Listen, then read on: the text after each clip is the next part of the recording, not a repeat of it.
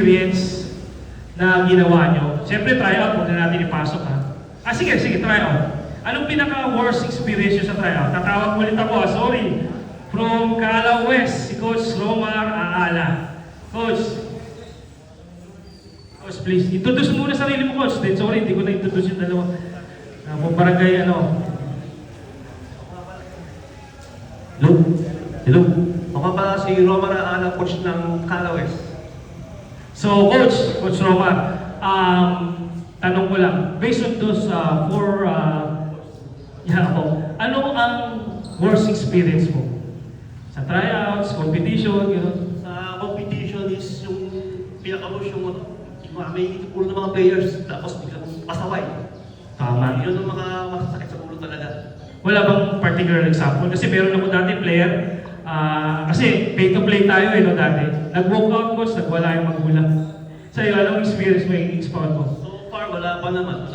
Manitigas lang ulo? Manitigas lang ulo. Pag nag-suggest ka ng play, mawawala na naman yung play. Parang sunod na. Wala sunod. Yung mga bata, karamihan yung mga bata ganun.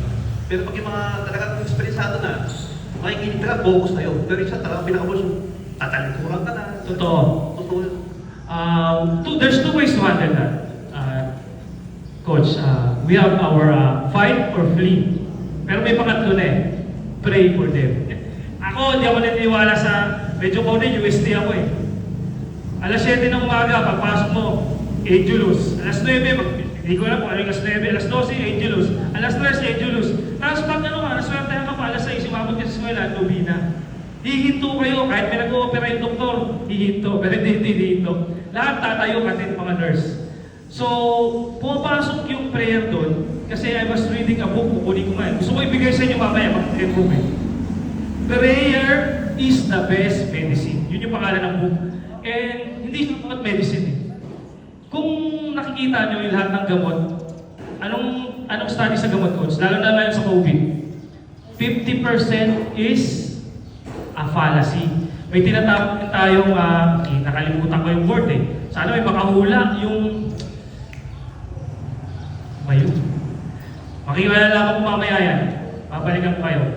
50% ineffective yung gamot. Pero pag you pray for your patients, di ba nga yung palabas niya dati, coach, naalala mo, doktor, si Robin Williams, yung nagka-clown siya na doktor.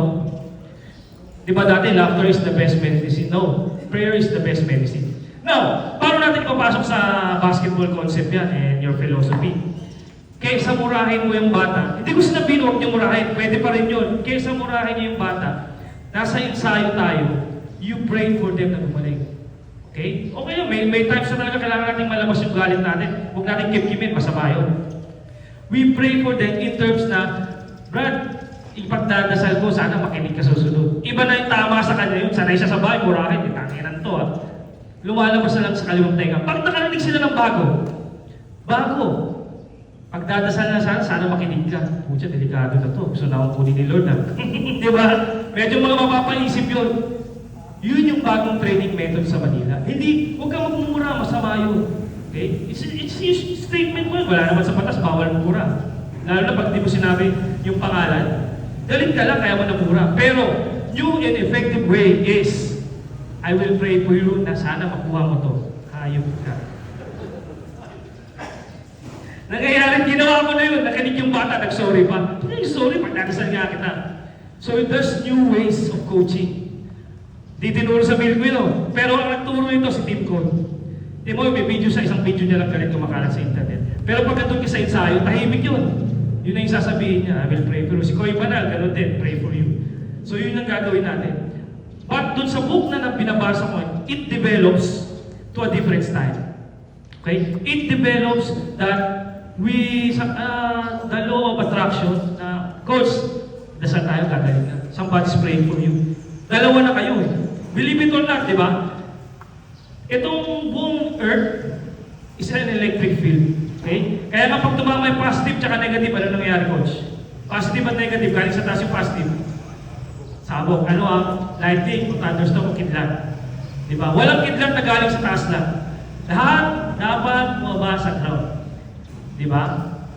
Dapat may GC tayo kasi masig sa kanila eh.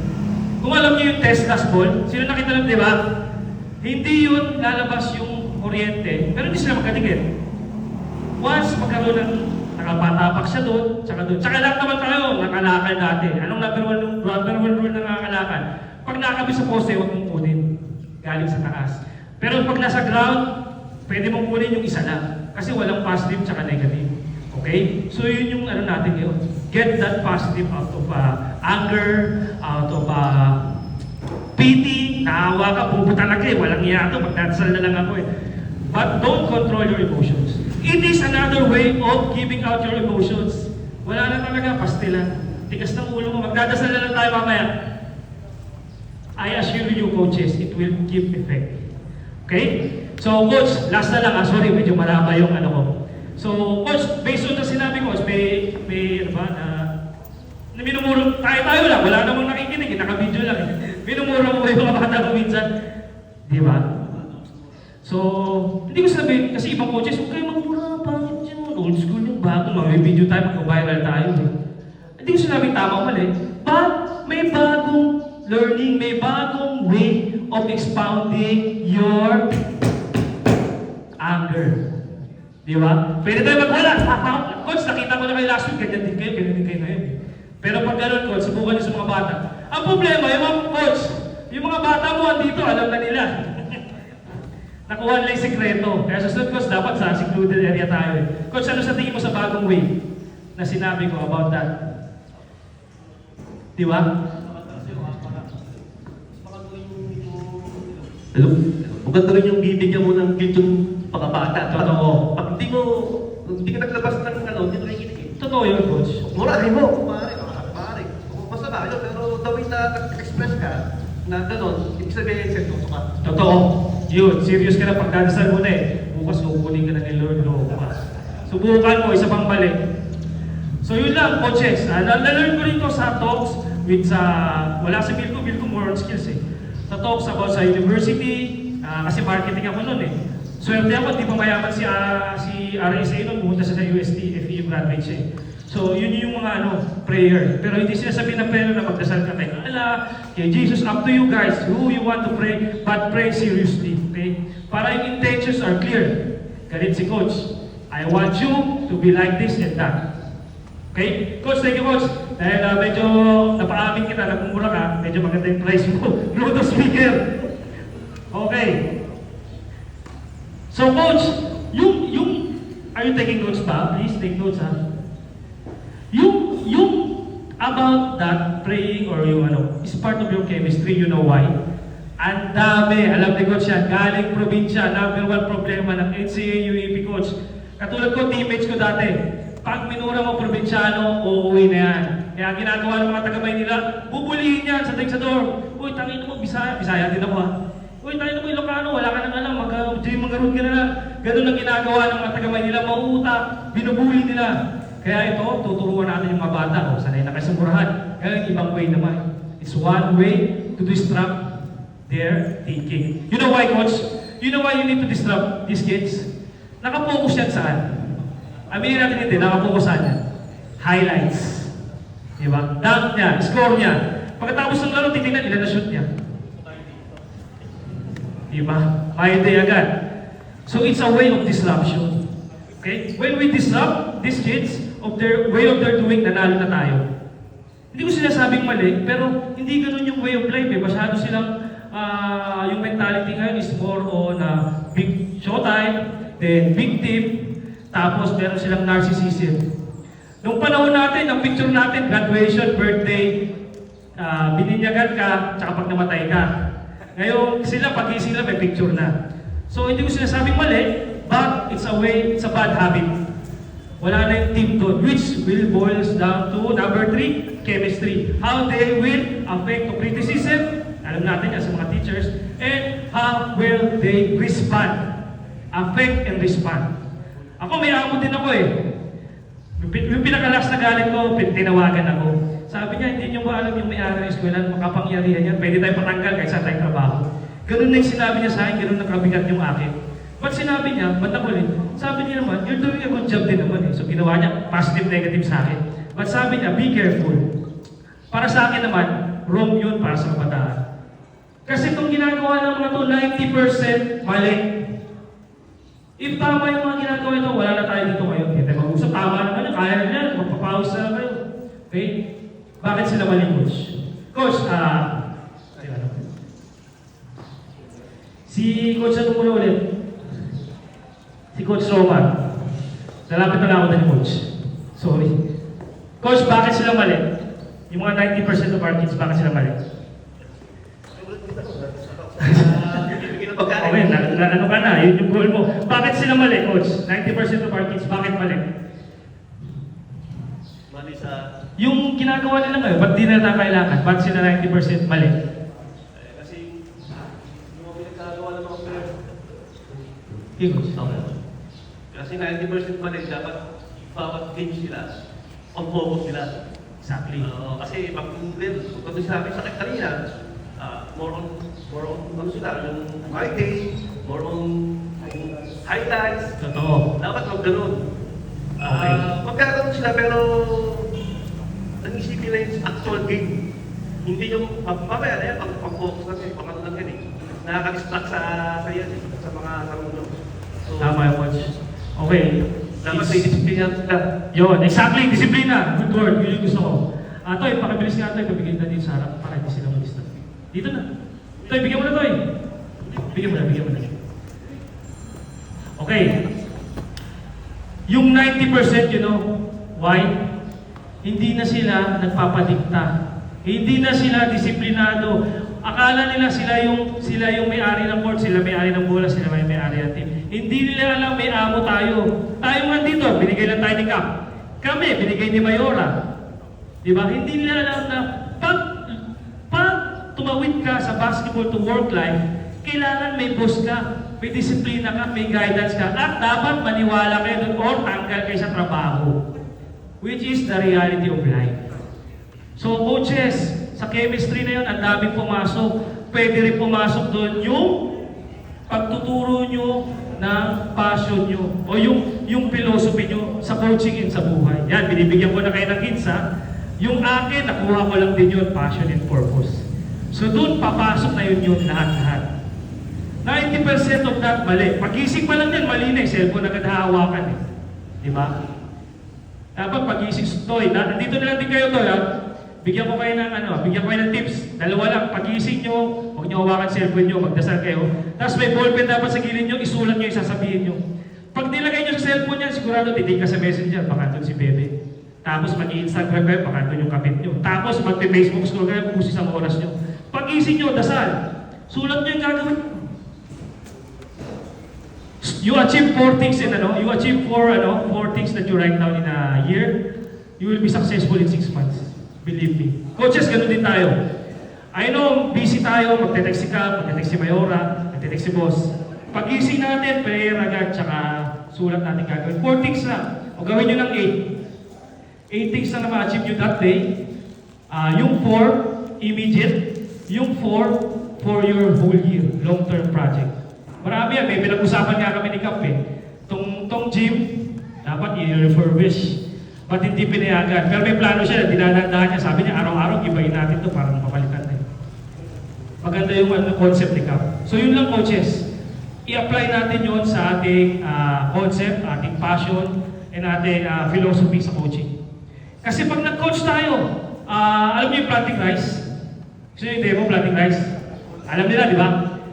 Sa unang araw, hindi talaga umabot ng 30 seconds, may time kasi yun. Hindi naman pwede bukas, ganun pa rin, coaches. Diba? We need improvement. Sabi nga ni Coach we need to be better. Pero makakalimutan mo yan, maniwala ka pag di mo sinulat. Kailangan isulat natin, take notes. Pag gumawa tayo GC, si Coach K, si Mike Sisersky ng 2, naka-notes pa rin, yellow pad sa likod ng pad niya. Sulat natin. Maraming mga genius nagsusulat. Okay? Ito na lang. Sorry, mahaba yung kwento ko. That's na. You can take your bites ha. Makinig kayo, para sa inyo to. Sports director ako ng MLQU ngayon. Sa tanang buhay ko, yung magkapatid ko naglalaro ng chess buong araw, hindi ko alam kailangan pala lista yung lahat ng moves. Para saan pa? Tapos na ginalaw mo na, release. Diba? Kadate ko si ganun. Para saan pa? Yun pala, we learn from our mistakes, the greatest philosophy. We learn from our mistakes. Diba, Coach, nag-chess ka? Malalaman mo kung saan ka nagkamali. Nakain yung queen ko, bakit? Hindi pala yung move na yun. 3 or 4 moves before that, opening to that. Yung kalaban mo, sinusulat ka rin. So, we have to take notes. 8, kahit 4 lang a day. Then, sa team, ganun din. Bago kayo pumunta rito kahit sa GC lang, today, we'll go. Ganun kami sa LPU sinusulat ko yung mga gagawin natin. Today, depensa tayo. Kasi, yesterday, sa game natin, na-shootan tayo maraming dumaan sa baseline. Rules natin, no baseline. Then, ang dami lang pass break, ayaw tumakbo. So, depensa tayo. Expect more on defense, expect on running, and expect more on passing para sa continuity natin. So, take notes, coaches. Big help. Kahit ako dun sa opisina ko, may whiteboard na malaki. Doon ko sinusulat lahat eh. Labo-labo nga lang. Okay? So, coaches, pinaglalaro ba ng chess dito? Ikaw, coach, malamang no? Bibigyan ko lang ng mic. Coach, pabigyan ng mic. Coach, wag mo munang sasagutin ha. Magtatanong ako dito ha. Sino ba naglalaro ng chess? Mukhang alam mo. Ikaw na lang. Victim. Okay. Ano ang pinaka-importanteng tao sa chess? King. Ano mo lang mali? Sino pa? May uula pa. Hindi ko sinabi mali ha. Coach. Sorry. Pinaka-importante sa chess. Queen. Okay. King, queen. Sino pa? Sino naglalaro ng chess? Ikaw, naglalaro ng chess? Dama sa'yo, no? Coach, last na lang, coach, sorry. Okay. Sasabihin ko yung tamang sagot. Ang pinakamahalagang tao sa chess o material na sinasabi is the weakest. Tama si Coach Paul. You know why? These kids can be president. These kids can be coaches. These kids can be professionals. But us, we are already coaches. Queen na tayo, king na tayo ng barangay natin. Saan si Kap? Sayang, wala si Kap. Maganda yung sasabihin ko. Ayun, research ko. So, digging deep. Si Kap, kapitan na siya ngayon, di ba? Pero yung mga constituents niya, yung mga SK niya, pwede yung pangalalong konsyal, i-guide kita. Ikaw, Kap, iisipin mo maging konsyal o meron, di ba? Hindi na. Busy na tayo being captain. Busy tayo being coaches. Okay? Busy tayo being barangay president liga. Busy tayo being fathers and family. But these kids, believe me, can play NCAA, can play hoopers, because they're pawns. Yun nga lang, kailangan ma-realize sila, coach. Kailangan ma-realize sila na pawns pa sila. Kasi pag nakatapak sila sa dulo, which is, ang tawag sa chess is, tawag ng coach? Promotion. Pawn promotion, kayo bahala. Kung pwede ka maging group, kung pwede ka maging bishop, horse, or queen. Pero king, hindi pwede kasi tayo yung king ng court eh. Di ba, mag-kings of the court? Yung mga coaches yun, pwede mo siyang ibangkot, tigas ng ulo mo ha. Di ba? Babad ka, masipag ka sa ensayo eh. So that's the lesson. Okay? So last na lang, bago tayo mag-lunch, medyo gutom natin. Coach, since you're playing chess, ilang oras yung pinakamatagal mong laro? Pagka 1 hour po kasi masakit na sa ulo. 60 minutes, 5 seconds increment yan, di ba? Siguro nasa 45 minutes. 45 minutes. Si Coach, yung philosophy niya, run and gun. Kasi ako, nanood ako sa bata ko, ganun din, 60 minutes increment. Puta, inabot ng 4 na oras eh, umuwi naman ng bahay eh. Pagbalik ko, naglalaro pa rin eh. Totoo yun. So stick with your philosophy. Ganun yung chess niya eh. Talagang naratratin niya, ang gagawin ng kalaban, babagalan niya. Pero ipupush niya na ipupush. Kasi, ito yung coach, which is, kaya kasi Manny Pacquiao nag-chess eh. Yung kalaban mo sa harap, may tao yan. Yung kalaban mo sa'yo, may tao ka rin. Hindi mo dapat laging tingnan yung atake mo. Tingnan mo yung galaw mo. Yung mga opening, di ba? So yun, coaches, develop your principle by opening. Yan, na-connect na ni Coach. Pati chess, na-connect niya na sa basketball. Guys, I learned it along the way. Yung chess, bago ko lang talaga na ano. Pero yung kapatid ko naglalaro, ay napilitan na ako maglaro. You learn it from your way. Kung gusto mo run and gun, sinong ganun sa NBA, kung nakakalala nyo? Wala na siya kayo eh. 8-second shoot. Or dunk. Mike D'Antoni. Di ba sa Suns? Yes, di ba? So ganun yung philosophy niya. Ang sino naman pinaka-boring na coach sa ano, sa PBA? Hindi kayo maniniwala kung sino? Team code. Pag kumabot ng isang score nila, galit yan, pati yung kalaban. Ganun din siya, talagang papatayin niya yung oras. Siset niya yung triangle, papaikutin niya yung bola. Kabaliktaran siya ni Coach Sheng. Si Coach Sheng kasi more on bigay ng kumpiyansa eh. Sige, pagkaya mo, banata mo na. So dapat may philosophy tayo ma-develop. Hindi yung maglalaro tayo coaches na, hey, bigyan mo na sa isang bata, huwag niyo ipagkatiwala yung bola sa bata, ipagkatiwala niyo sa sistema niyo. Kasi at the end of the day, wala. Hindi na shoot ni Jordan, binigay ko sa kanya yung bola, hindi. Pag in-interview ko, coach, ba't tayo natalo? Well, yung system namin, tinakbo naman, pero mas maganda yung laro ng kabilang team. Ganun na ngayon, pag in-interview sa UAP, sila Top Balvin, dati asaran pa yan, hindi na. Oh, well, na-execute naman namin, pero yun nga, UST played well, di ba? Sinuwerte si ganyan. So, ganun tayo, okay? We develop, after end of the session, kukunin natin yung ano nila, coach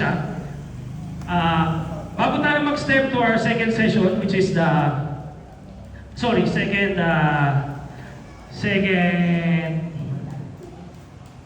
subject. So almost 11:10. Ang tagal pala ng isang ano. Sorry. Which is training. Training natin. May mga tanong po ba tayo na kailangan? May isa akong tanong eh. May isa akong tanong, coach. Gusto ko tanong sa matanda. Wala, hindi nakapunta si Coach Chris. Paano kayo maghanap ng player? Next na tao. Sino ba yung next? Si from Barangay Villasis. Si Marcos Villanosa. Coach, mukhang experience si Coach 49 years old. Coach, pwede pa abot po ng mic sa kanya. Coach Marcos, paano po kayo maghanap ng player? Actually po, matagal ako ng bakante sa pagko-coach. Galing ako ng abroad. So, before ang ginagawa ko, yung nagkakaroon ka ng liga para at least may scout mo mabuti kung sino yung ano. Kasi scouting talaga ang number one na. Totoo. Either you create your own league or tumingin ka sa ibang mga liga na kung pwede mong makuha. Totoo. Teka lang, may tama yung sinabi niya. Mag-jump in lang ako. Sa Maynila, hindi na scouting ang tawag. Ano ang tawag sa Maynila? Pirating na ang tawag sa Maynila. Magaling ka, puta sa amin ka na. Di ba? Ganun na sa Maynila. Pero sa probinsya, wag mo natin baka magalit. Malaman yung sikreto, mag-register na sa inyo. Ganun sa Maynila na, which is open din naman kahit sa PBA at NBA. Patama sabi ni Coach, sa competition siya kumukuha, boys down to number 3 and number 2. So for me, siguro ang gusto ko sa isang player, number 1, is the body language. May player na magaling, pero kahapon, di ba, sabi natin, parang nanliligaw, nahihiya. Pag pumunta ka sa board, parang sinagot ka na, naalakan mo na. Pucha, di ba, doon ka na lang din eh. Lubos-lubusin mo na. So, siguro para sa akin yung stance. Ganon din si Dean Smith. Kaya di mo lahat ng player niya, may Michael Jordan, Vince Carter, James Worthy, si George Karl. Wala siyang player na hindi mayabang. Binasa ko yung libro niya eh. Hinahanap ko nga, ibibigay ko sa inyo. Yung libro niya, may in-exit na naman si Coach. Yung libro niya, 3 reports about Michael Jordan. Parang in love siya kay Jordan. Nung recruitment, nung unang araw, nung shot niya nagpa-champion. Si Dean Smith, number 1 coach sa NCAA. Most winningness. Sa University of North Carolina, coach si Jordan. Never siya nag-champion, laging Final Four lang. Sa States, ganun eh. Pag nag-Final Four ka, sikat ka na. Pero ilang beses lang siya nag-champion. Tapos nakuha niya pa yung sabi niya, best player in the world. So, ang unang nakita niya, may angas at may responsibilidad. Dapat ganun kayo. Kunyari, maangas kayo, dapat may responsibilidad kayo. Di ba? Para kayo sino yung sikat ngayon sa Facebook? Si Bergais, gusto ko yun eh. Maangas siya, pero nakakashoot, wala tayong magagawa eh. Modern day, Calvin Abueva. Si Calvin naman is okay, yun nga lang may extra motion, di ba? Pero kung wala yun, nakashoot, di ba? Pero yung mga baba natin, may mga import, medyo pangit na sa sport. Pero yun, number 1 natin kunin, na may ganon. Actually, sa old school coaches na nagre-research ako, mahilig sa ganon, si Pumalakala, coach niya dati, si Jolie Pa, then si Joel Banal, puro mayayabang yung player, then si pinaka-recent, si Coach Ye, hindi nung mayabang, parang may bawal ng mabait. Kaya di ba, interview si Assis Joe, bakit mo pinawalang malakas? Magagalit kasi si Coach eh. Philosophy ni Coach Yu. Again, develop your philosophy. Sana pag-usapan natin. Coach, paano naman na-develop yun? Kumuha nga ka player. Sabi ko kasi kumuha kayo mayabang, may pagmamalaki, may responsibilidad. And to finish our first part, coaches, I demand and I will ask you to build this program because this program is not about Coach Wawi po, akin, kay Mayor, programa niyo. Pag namatay yan, lalagay sa ano tawag nun? Doon, lalagay sa akin, passion and purpose guy. At least kayo meron. Something that you will plan with these kids. As they grow, si passion and purpose yan. Si NSD yan, Mabini NSD yan. Si Coach, si Captain, sikat siya ngayon dito sa, nakikita ko, Bieber. Idol niya si Justin Bieber. So sometimes, develop, please develop. As you get and form your team, di sayang yung taon natin, 2025, develop your philosophy and put it in your team. Okay? Last na lang po, sorry, talo kong naalala. Dapat kanina pala. Don't pick the best player. Pick the player that fit best to your team. O, pwede yung sulat, talagang English yun eh. Nagtrabaho ka kami yun eh. Don't pick the best player. Pick the best player to fit your team. Okay? Kasi nga, philosophy mo yung coach eh. Kung ano gusto nyo itakbo, yun eh. Okay? Pag nakasalubong natin sa daan, hindi tayo magsisisi. Hindi, gusto ko yan, kinuha ko yan. Pasok sa personality ko yan. Tahimik lang tayo, pero baba na tayo. Yun lang, I will close it to that, that, tama pala, naalala ko, that quotation. Don't pick the best player. Pick the best player to fit in your team. Okay? Ngayon, alam nila, pag magta-tryout kayo, ang dami nagta-tryout sa Maynila. Kailan lang, may hinatid ako eh. 6'8" sa JRU tumadak. Kaso ayaw ni Louie Gonzalez nun. Hinatid namin sa ibang school. So, ganun yun. Ganun yung may mga coaches na may philosophy doon. Build your philosophy, okay? So, sorry, medyo matagal. Isang oras tayo dito sa part 1, which is selection of your players. Si Coach, like po kayo, Coach, ito pala yung quick rundown lang. Isusulat din natin ito, isi-send sa inyo. Our number one po natin is selection of players, okay? Selecting the right players to our program or our barangay, okay? And may mga tanong po ba? Ako, may tanong ako ha. May tanong ako sa'yo ha. Paano kung may issue yung bata? Di size pa lang may anak na. Do we give them a chance? Yes. Don't ever kill the dream. Okay? Sabi nga ni Warren Buffett. Kaya siya walang kaaway, lahat mahal siya. Kasi, I never find enemy to guys who build their own money. Yung trabaho nila, trabaho mo yun, huwag mong pakialaman eh. Walang pasagan ng trip. Okay? May trip niya magkaanak eh. Just be responsible. Next question, Coach. Meron tayo player nagdadunk. Pero hindi nakikinig. Pero alam nyo kaya niyang disiplinahin. Pero 2 weeks na hindi niya pa na kaya disiplinahin. Kung retain ba natin o hindi? Bigyan. Tama kayo, coaches. You know why? As a coach, don't hesitate every decision.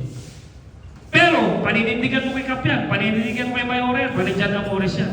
Ayun ang sasabihin mo sa kanya. Ikaw, dapat matino ka. Kasi, kay Kap, pinaglaban kita. Kay Mayor, pinaglaban kita. Huwag kang gagawa ng kalokohan.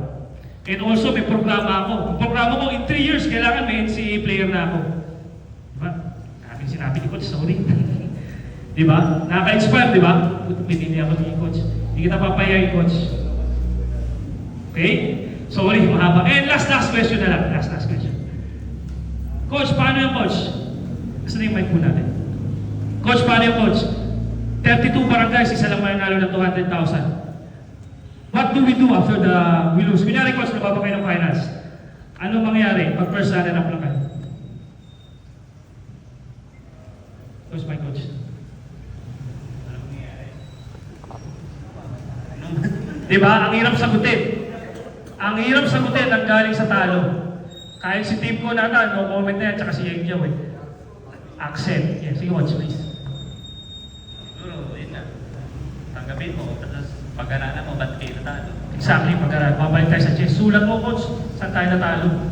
And again, stick with your philosophy and program. Okay, natalo, bago pa lang yung programa ko eh. Pero next year, ito pa rin, walang magbabago. But pwede kayong mag-improve in some terms, but huwag niyong babaguhin. Stick with your program. 3 years lang ng buhay mo eh. Yung asawa mo, 20 years mo nang pinapakasama, hindi naman nagbabago eh. Ano pa kaya itong ginagawa nyo para sa pangalan nyo at mga bata? Di ba? Stick with it, 3 to 4 years. Pag di pa rin, siguro talo-talo na muna. Pero don't quit, coach. Because for me, ako rin, hindi ako perfect yung tao, pero hindi ako nagbago dun sa philosophy ko. I mean like, pangit nata sabihin, the ends doesn't always justify the means. Pero ako, ginawa ko, ends justify the means. Ang dami kong nakaaway, ang dami kong na-sacrifice, na family time. Pero yun nga, where I am right now, in front of you guys, because of that mistakes, hindi ako nagbago mag-isip. Sabi ko, one day, pag-i-impart naman ako sa ibang coaches na huwag kayo magbago. Kung sa tingin nyo, maganda yung program nyo, stick with it. Because you will be blessed, you will be given opportunity, and lastly, you will affect these guys' lives. They will change. Okay? Coach, sorry. Pwede na. Okay. Oh, marami kayo nalaman at isusulat naman lahat yun. Jay, naka-notes ka sa 30 minutes. Bibigay sa inyo yun. Siguro next week muna, ayusin ko lahat. Then, lunch na tayo, coach. Para, sige. Sorry, matagal. Coaches, thank you, ha. Pero hindi pa tayo tapos, ha. Tulog na ba tayo? Tulog na? Okay ba? Yun, alam niyo, napakaswerte natin dito sa Santiago City. Nabigyan tayo ng program ng coaching clinic. Usually kami, coach, nag-i-invest din ako. Alam ni coach, ano yan? Pupunta ako Manila. To attend.